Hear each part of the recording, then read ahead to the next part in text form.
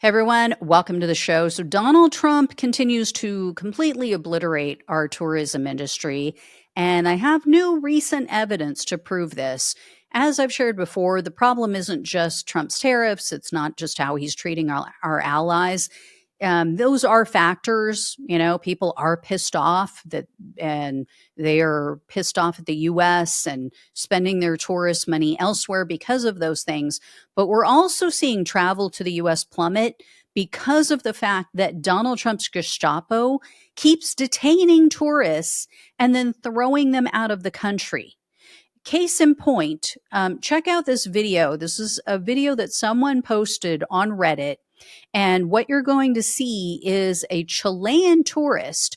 She was grabbed by ICE and by New York cops, and she was hauled off because they suspected her of being an illegal immigrant.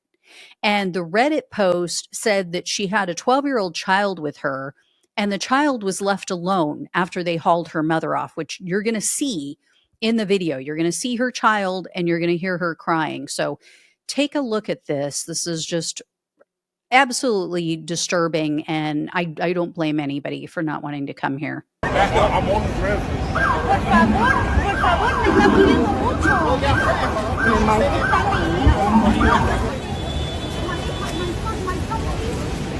Por favor, me está pidiendo mucho.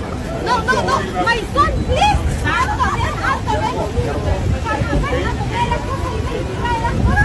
Por la cresta, mi hija.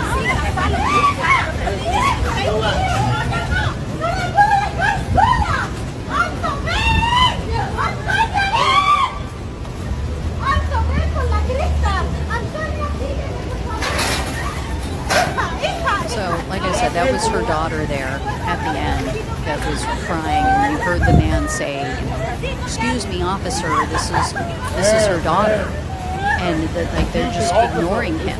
They don't even bother to acknowledge him. I mean, imagine being on vacation. You're in a foreign country.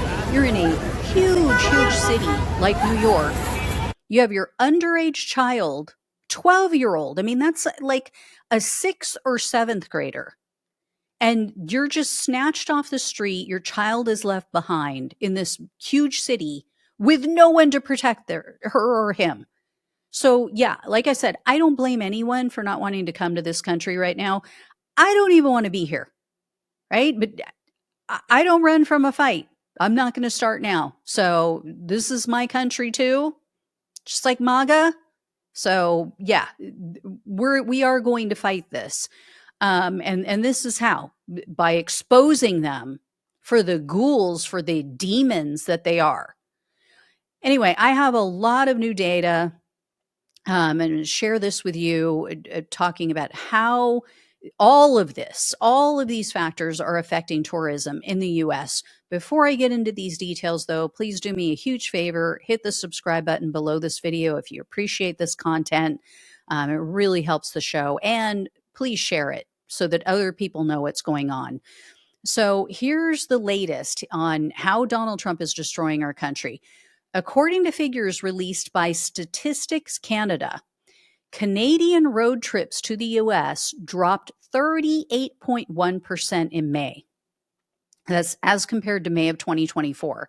And Canadians visiting the US via airline and flight, that fell 24.2% year over year. In fact, May was the 5th consecutive month in which travel from Canada to the US plummeted.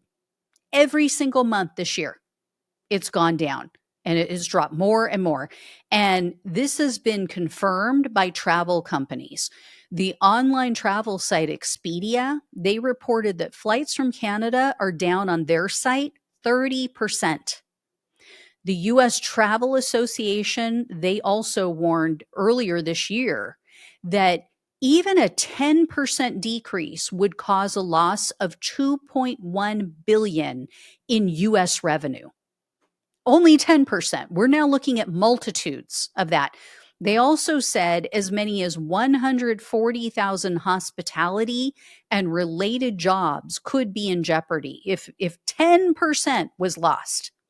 And the World Travel and Tourism Council said based on the percentages that we're seeing, the US is on track to lose $12.5 billion. 12.5 in international travel spending this year. Because it's not just Canadians, it's not just travel from Canada that's dropping. The hotel booking site called Trivago, they reported a decline in May as well. They saw a double-digit drop in US bookings for travelers from Japan, Canada, and Mexico. And then Trivago reported a single-digit drop in travel from Germany.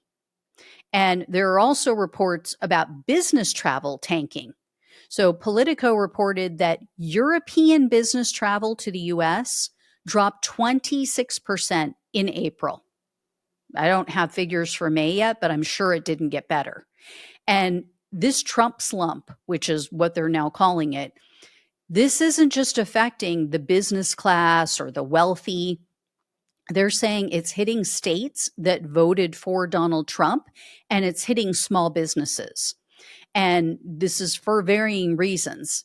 So the Philadelphia Inquirer spoke with a woman. Her name is Judy Norris. She has owned a Pennsylvania company. It's called 7 Points Bait and Grocery. She's owned this for 49 years. Almost 50 years, this woman has owned this company. And she told the news outlet that business is way down because of Trump and Elon Musk's Doge cuts. Specifically cuts to the Army Corps, because that led to the closure of a bunch of different campsites where her customers would stay. So Norris told the Inquirer, quote, "We're way off, maybe 40 to 50% down. This is Memorial Day weekend. You normally can't move in here. The parking lot is usually jammed. This affects the entire county, not just us. This is recreation. We're talking about campsites. This isn't hurting anyone, and it's not going to save the government any money by closing these campgrounds." Very true, right? Like, what are they saving? It's a drop in the bucket, and you're destroying small businesses like hers.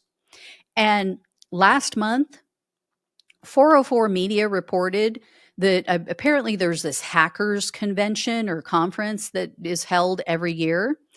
They were having a hard time selling tickets to their New York event. I don't know if it's happened yet, but one of the organizers told 404 Media, quote, "We are roughly 50% behind last year's sales based on being 3 months away from the event."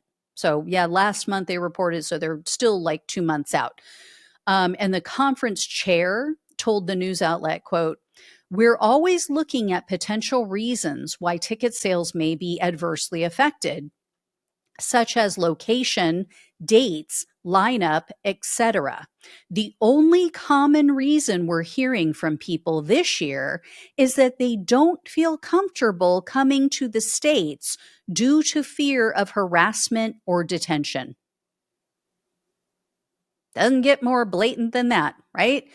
And in fact, one of their primary speakers, it's a hacker, his name is Thomas Kranz. He dropped out for this very reason. 404 Media said that Kranz sent a letter to the conference organizers, which they were able to get a hold of. And he explained some of his friends recently traveled to a conference in San Francisco, and they were detained and they were refused entry into the US. And because Kranz has been critical of the US government in the past, he would totally have a target on his back. And he knows this. So in Kranz's letter, he went on to say, quote, "Several other friends who have traveled from the EU to the US since January have had the same issue. All have had all of their electronics confiscated, laptops, phones, gadgets, even MP3 players, and have yet to have them returned." We're also seeing brain drain in the US, as the best and the brightest students, the brightest minds, the, most accomplished people in the world are deciding to attend college elsewhere. The BBC ran a story about this. It was titled, quote, "Students say they regret applying to US universities after visa changes." And check out who is concerned about this now. They're trying to backfill their burial plot. Republican lawmakers Elise Stefanik, Ken Calvert, and Laurel Lee. So all of them, they either introduced and or co-sponsored something called the Canadian Snowbird Visa Act. So this would increase the number of days that Canadians over the age of 50 can spend in the US without a visa, which is ridiculous because it's not like Canadians don't want to come here because, it's going to take, I can't stay as long as I wanted to. No, they don't want to come here at all because of your president, because of your MAGA maniac in charge, because of his psycho policies. So Stefanik is concerned because she's a New York representative and her border districts or her district borders on Canada. So that's why she cares. And then Ken Calvert is my useless grifting representative in California. He has, by the way, made a fortune while he's been a congressman. None of his constituents have made the amount of money that he has over that same period of time. So, I wonder what he's doing. But anyway, his district includes Palm Springs, which is a major tourist destination. It is a favorite vacation spot among Canadians, especially because it's so warm. So that's why he cares. And then as for Lee, she's down in Florida. She's down in Margaritaville, which used to be another Canadian favorite because of the heat there, because it's a nice warm climate. But that wasn't until this year. Now they're all selling their properties. They don't want to vacation there anymore. So these Trump humpers are now trying to minimize the damage that they're doing to their own constituents. And they're, placing this Band-Aid over a machete wound. I mean, it's ridiculous. Like I said, it's not like people are afraid or they're not wanting to come here because, oh gosh, I could only stay I think it was 200 and something days that they could stay without a visa. So they've increased this to over 300 days. No, people don't want to stay here at all. They especially don't want to be here for almost a year. As I've reported before from, news articles that have laid this out very explicitly, Canadians are pissed off. They are boycotting the US. There's also a number of Canadians, a great amount of Canadians, who are terrified that Donald Trump is just going to try to take their properties from them. So they're now selling their properties that they owned in the US. And they're like, you know what? If I come back at all, it's not going to be until Donald Trump is gone. So have fun with that. MAGA, have fun with losing business. It's hurting a lot of the states that MAGA lives in. But I mean, all the red states that are along the border are getting hurt by this. In California, yes, it's a blue state, but it's hurting Florida. It's hurting Arizona, which went for Donald Trump last year. It's hurting a lot. Like I said, all of the states along the border, which were all swing states that went for him. So there you go. And these lawmakers are going to have to explain to their constituents why they keep going along with this shit and they're not holding Donald Trump accountable. And it's hurting the people who voted for them. All right, guys, I will let you know if I have any more on this. Thank you all so much for watching and listening. Please like, please share, and subscribe. Please donate if you can. Love you all. Take care. Talk with you soon.